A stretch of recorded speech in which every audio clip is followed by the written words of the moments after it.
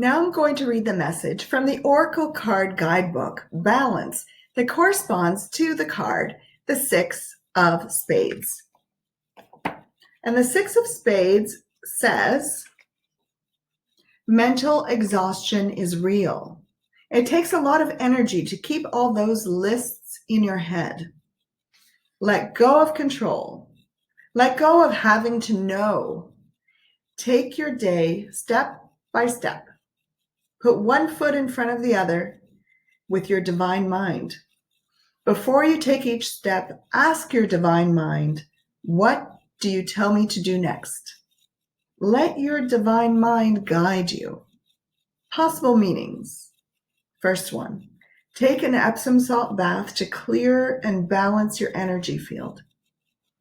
The second meaning, go for a long walk and be present. Notice how your body feels. Notice your surroundings. And the third, write out your to-do list. Choose 3 things to do and tell Infinite Becoming to take care of the rest.